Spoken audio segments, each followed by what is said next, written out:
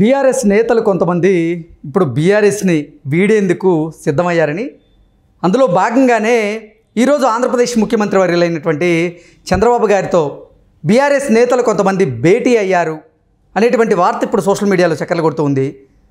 ఈరోజు మాధవరం కృష్ణారావు గారు, మల్లారెడ్డి అల్లుడైనటువంటి రాజశేఖర్ గారు, అలాగే తీగల కృష్ణారెడ్డి, వీరందరూ కూడా చంద్రబాబు గారిని కలిసినటువంటి నేపథ్యంలోనే వీరందరూ రానున్నటువంటి రోజుల్లో బీఆర్ఎస్కి గుడ్ బై చెప్పి వారు తెలుగుదేశం పార్టీ కండువా కప్పుకోబోతున్నారు అని, ఇదంతా అసలు కేసీఆర్ గారి వ్యూహం అని, కేసీఆర్ గారి వ్యూహంలో భాగంగానే వీరందరూ ఇప్పుడు బీఆర్ఎస్ని వీడి తెలుగుదేశం పార్టీలోకి వెళ్ళబోతున్నారు. దీనికి కారణం తెలంగాణలో కాంగ్రెస్ పార్టీని బలహీనపరిచేందుకే ఇటువంటి నిర్ణయం తీసుకున్నారు కేసీఆర్ అనేటువంటి వార్తలు సోషల్ మీడియాలో చక్కర్లు కొడుతున్న నేపథ్యంలో ఈ అంశం మీద మనం విశ్లేషణ చేసుకునేటువంటి ప్రయత్నం అయితే చేద్దాం. ప్రస్తుతం మనతో పాటు ఉన్నారు ప్రముఖ రాజకీయ విశ్లేషకులు, ప్రముఖ సీనియర్ జర్నలిస్ట్ సిఎస్ రావు గారు. సార్తో మాట్లాడదాం. సార్ నమస్తే. సార్ నమస్తే. బీఆర్ఎస్ నేతలు కొంతమంది ఈరోజు ఆంధ్రప్రదేశ్ ముఖ్యమంత్రి అయినటువంటి చంద్రబాబు గారితో భేటీ అవ్వడం జరిగింది. ఈ భేటీ వెనక కేసీఆర్ ఉన్నారు అనేటువంటి వార్తలు అయితే సోషల్ మీడియాలో చక్కర్లు కొడుతున్నాయి. అనుమానం ఎందుకు వస్తుందనంటే, తీగల కృష్ణారెడ్డి గారు అఫీషియల్గా ప్రెస్తో మాట్లాడారు. ప్రెస్తో మాట్లాడి ఏమన్నారంటే, చంద్రబాబు నాయుడు గారిని కలిసిన తర్వాత జనరల్గా ఏంటంటే ఓపెన్గా ఎవరు చెప్పలే ఇంతవరకు. కానీ తీగల కృష్ణారెడ్డి గారు ఏం చెప్పారు, మేము మళ్ళీ తెలుగుదేశం పార్టీలోకి వస్తాం, తెలుగుదేశం పార్టీని బలోపేతం చేస్తామని చెప్పారు ఆయన ఓపెన్గా. ఆయన ఆ మాట అన్నారు. ఇప్పటివరకు కలిసినటువంటి వాళ్ళు కట్టసీగా చాలామంది కలిశారు. గతంలో చంద్రబాబు నాయుడు గారు ఇక్కడికి వచ్చినప్పుడు కూడా చాలామంది మాధవరావు కృష్ణారావు, తర్వాత అతను మల్లారెడ్డి, వీళ్ళందరూ గతంలో కలిశారు. ఎవరు కూడా కలిసి వచ్చిన తర్వాత మేము మళ్ళీ తెలుగుదేశం పార్టీలో చేరుతున్నాము, తెలుగుదేశం పార్టీని బలోపేతం చేయబోతున్నాము అనేది చెప్పలా. కానీ ఇప్పుడు తీగల కృష్ణారెడ్డి గారు చెప్పారు. చెప్పిన తర్వాత అసలు ఇలా ఎందుకు చెప్తున్నారు, నిజంగానేనా లేదంటే వీళ్ళు కావాలని వచ్చి కలిశారా అనేటువంటి అనుమానం వస్తుంది. కారణం ఏంటంటే, కేసీఆర్ గారి ఎత్తులు జిత్తులు తెలిసినటువంటి వాళ్ళు, జిమ్మిక్కులు తెలిసినటువంటి వాళ్ళు ఏంటంటే, ఇప్పుడు నాకు కూడా 2-3 బీఆర్ఎస్ పార్టీకి సంబంధించినటువంటి వాళ్ళు ఇంటర్వ్యూకి వచ్చినప్పుడు చెప్పారు, తెలుగుదేశం పార్ట్కి ఇప్పటికి కూడా 15% ఓట్ బ్యాంక్ ఉంది, బీసీలు ఓట్ బ్యాంక్ ఉంది, క్షేత్రస్థాయిలో తెలుగుదేశం బలంగా ఉంది, తెలుగుదేశం పార్టీ రావాలి అనేటువంటిది హార్డ్ కోర్ టీఆర్ఎస్ పార్టీ వాళ్ళు, నాట్ బీఆర్ఎస్, టీఆర్ఎస్ పార్టీ వాళ్ళు. అంటే అప్పుడు ఫౌండింగ్ అప్పుడు ఉండేవాళ్ళు, అంటే టీఆర్ఎస్ పార్టీ పెట్టినప్పుడు ఉండేవాళ్ళు కూడా చెప్పారు. అప్పుడే నాకు ఈ మాట అన్నప్పుడు డౌట్ వచ్చింది, వీళ్ళు ఏంది ఈ మాట అంటున్నారు అని.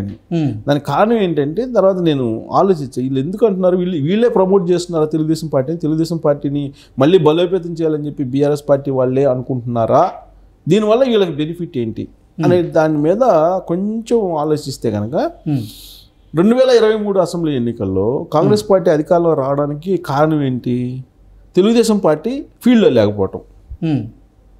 ఫీల్డ్లోనే లేదు కదా తెలుగుదేశం పార్టీ 2023 అసెంబ్లీ ఎన్నికల్లో తెలంగాణలో. దాని కారణంగా ఏమైంది, పిసిసి అధ్యక్షుడు గారు రేవంత్ రెడ్డి, అలాగే సీఎం క్యాండిడేట్గా అప్పుడు ఫోకస్ అయ్యాడు రేవంత్ రెడ్డి గారు. సో దాంతో తెలుగుదేశం పార్టీ వాళ్ళు అటు ర్యాలీ అయ్యారు. Telugu Desam party vote bank sympathisers కానీ అభిమానులు కానీ ఎవరైనా అటు ర్యాలీ అయిపోయారు. ర్యాలీ ఆ ఓట్ బ్యాంక్ అటు వెళ్ళిపోయింది. అటు వెళ్ళిపోయేటప్పటికి రేవంత్ రెడ్డి గారు అధికారంలోకి వచ్చారు, కాంగ్రెస్ పార్టీ అధికారంలోకి వచ్చింది, ముఖ్యమంత్రిగా రేవంత్ రెడ్డి గారు ఉన్నారు. ఇప్పటికీ కూడా రేవంత్ రెడ్డి గారిని కాంగ్రెస్ పార్టీ సీఎం అయినప్పటికి కూడా ఆయన రెండో వైపు నుంచి తెలుగుదేశం పార్టీ కనిపిస్తుంటుంది ఆయనలో. అంటే తెలుగుదేశం పార్టీ ఓటర్లో యాక్సెప్టెన్సీ ఉన్నటువంటి ఫేస్ రేవంత్ రెడ్డి గారిది. సో కాబట్టి ఎంత పర్సెంటేజ్ ఉంటుంది, కనీసం మినిమంలో మినిమం 10% ఉంటుంది. ఈ 10% ఓట్ బ్యాంక్ని కాంగ్రెస్ పార్టీ నుంచి బయటికి తీసుకురావాలి. బయటికి తీసుకురావాలంటే మార్గం ఏంటి, తెలుగుదేశం పార్టీ యాక్టివేట్ కావాలి. ఓకే, తెలుగుదేశం పార్టీ యాక్టివేట్ అయితే కాంగ్రెస్ పార్టీ బలహీనపడుతుంది అనేటువంటి యాంగిల్ ఒకవేళ బీఆర్ఎస్ పార్టీకి ఉందేమో. లేదంటే వీళ్ళు కలిసి మేము తెలుగుదేశం పార్టీని మేము బలోపేతం చేస్తాం, మేము మళ్ళీ పార్టీలోకి వస్తాం అని చెప్పి అఫీషియల్గా చెప్పాల్సినటువంటి అవసరం ఇప్పుడైతే లేదు. ఎందుకంటే బీఆర్ఎస్ మూలాలన్నీ కూడా తెలుగుదేశం పార్టీవే. అవును, తెలుగుదేశం పార్టీ నాయకులు ఎవరైతే ఉన్నారో వారే తెలుగుదేశాన్ని వీడి బీఆర్ఎస్లోకి వెళ్ళినటువంటి నేపథ్యంలో ఇప్పుడు మళ్ళీ బీఆర్ఎస్ని వీడి తెలుగుదేశంలోకి వెళ్ళడం వల్ల కాంగ్రెస్ పార్టీ బలహీనపడిద్దా, లేదంటే బీఆర్ఎస్ పార్టీ బలహీనపడే అవకాశం ఉంటుంది అంటారు? ఇప్పుడు ఒకవేళ అదే అనుకుంటే బీఆర్ఎస్ పార్టీ కనుక బలహీనపడుతుంది అనుకుంటే వాళ్ళు బతకడానికి వచ్చిన వాళ్ళకి ఇక్కడ ఏం పని చేయటువంటి ఒక స్లోగన్ సెంటిమెంట్ రాజేయడానికి ఒక పునాది అయితే చేసుకున్నారు కదా ఈ మధ్యకాలంలో.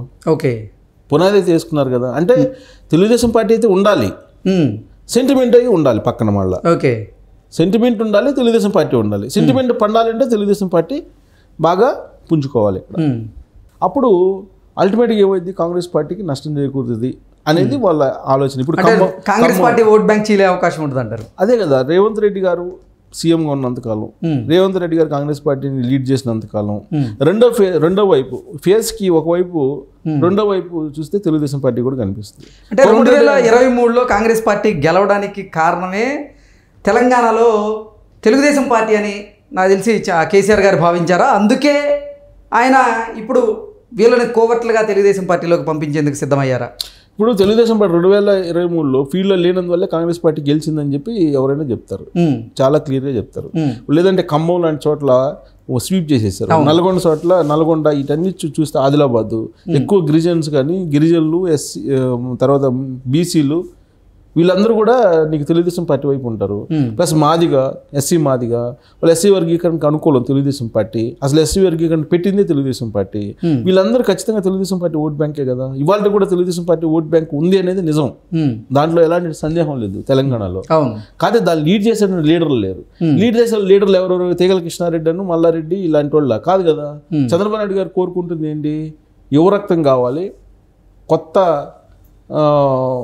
రక్తంతో మళ్ళీ తెలుగుదేశం పార్టీని ఇక్కడ మళ్ళీ రీవోక్ చేయాలి, మళ్ళీ పూర్వవైపుని తీసుకురావాలి అంటున్నారు. ఆయన చాలా సింపుల్గా చెప్పారు. ఏం చెప్పారు, కొత్త రక్తం, కొత్త నాయకత్వం కావాలి తెలంగాణలో, దానికి సంబంధించిన ఏర్పాట్లు, దానికి సంబంధించిన వ్యూహాలు చేస్తున్నాం అని చెప్పారు. మళ్ళీ అదే తీగల కృష్ణారెడ్డి 83 ఉండేటువంటి తీగల కృష్ణారెడ్డి తీసుకొని ఆ ఫేస్ని చూపిస్తే ఇక్కడ ఉన్నటువంటి ప్రజలు యాక్సెప్ట్ చేస్తారా లేదా అనేది ఒక అంశం.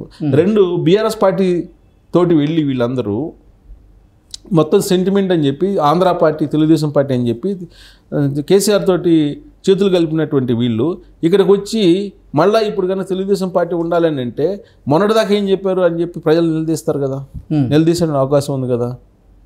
అది అలా కాకుండా చంద్రబాబు నాయుడు గారు కనుక ఫ్రెష్ బ్లడ్ని కనుక ప్రమోట్ చేస్తే ఈ తెలుగుదేశం పార్టీ బలపడే అవకాశం ఉంది. తెలుగుదేశం పార్టీకి వాళ్ళ 10 నుంచి 15% ఓట్ బ్యాంక్ ఉంది, ఇంకొక 5% ఓట్ బ్యాంక్ పెరుగుద్ది ఈజీగా. అప్పుడు కింగ్ మేకర్ అవుతుంది కదా, కింగ్ కాకపోయినా కింగ్ మేకర్ అయ్యే అవకాశం ఉంది కదా. ఇప్పుడు అన్ని చోట్ల కాకపోయినా గ్రేటర్ హైదరాబాద్, ఖమ్మం, నల్గొండ ఈ చాలు కదా. ఇక్కడ పోటీ చేసినా కానీ నీకు 15-20 స్థానాలు వస్తాయి, అప్పుడు కింగ్ మేకర్ అవుతుంది కదా ఈజీగా. కాబట్టి ఇవన్నీ ఈక్వేషన్ చేసుకున్న తర్వాత బీఆర్ఎస్ పార్టీ వాళ్ళు అక్కడక్కడ తెలుగుదేశం పార్టీ రావాలి, వస్తే బాగుంటుంది అని చెప్పి చెప్తున్నటువంటి వ్యాఖ్యల్ని పరిగణలోకి తీసుకుంటే ఇదేదో ఫామ్ హౌస్ నుంచి కేసీఆర్ ఆడుతున్నటువంటి ఒక జిమ్మిక్కేమో అనేటువంటి ఒక ఆలోచన అయితే ఉంది. కాకపోతే ఇప్పుడున్నటువంటి పరిస్థితుల్లో ఇటు మల్లారెడ్డి మరి ఏ ఉద్దేశంతో చంద్రబాబు నాయుడు గారిని కలిశారో ఇప్పుడు, ఎందుకంటే తెలుగుదేశం పార్టీ ఇక్కడ లేదు అసలు యాక్చువల్గా.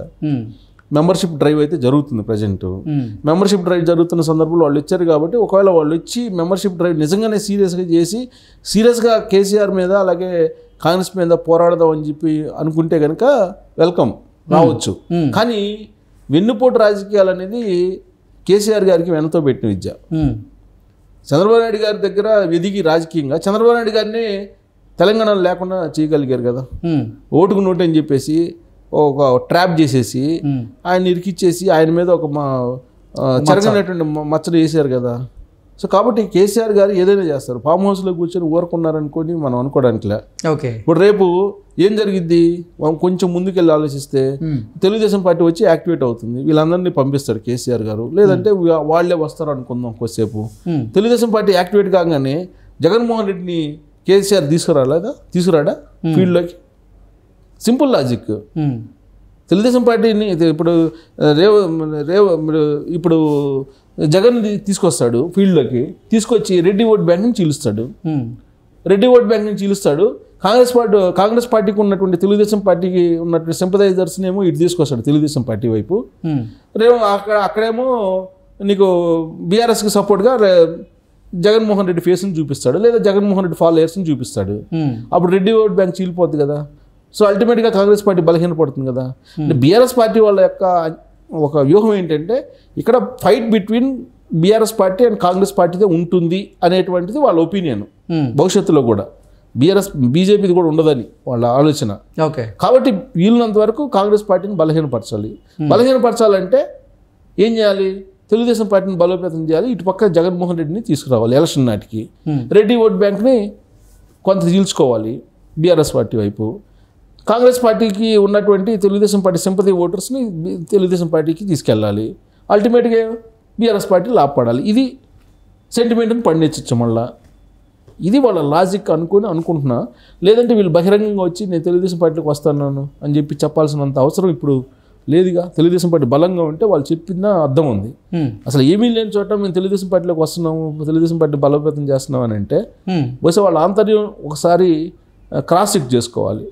క్రాస్ చెక్ చేసుకొని చంద్రబాబు నాయుడు గారు ఏదైతే అనుకున్నారో ఫ్రెష్ బ్లడ్ తోటి ఫ్రెష్గా పార్టీని బలోపేతం చేసే మార్గంతో వెళితే పార్టీకి భవిష్యత్తు ఉంటుంది. కింగ్ మేకర్ కూడా అయ్యే అవకాశం ఉంది. అలా కాకుండా కోవర్టులుగా వీళ్ళు వస్తే మాత్రం మళ్ళీ నష్టపోయే అవకాశం Telugu Desam party. Okay sir, thank you so much.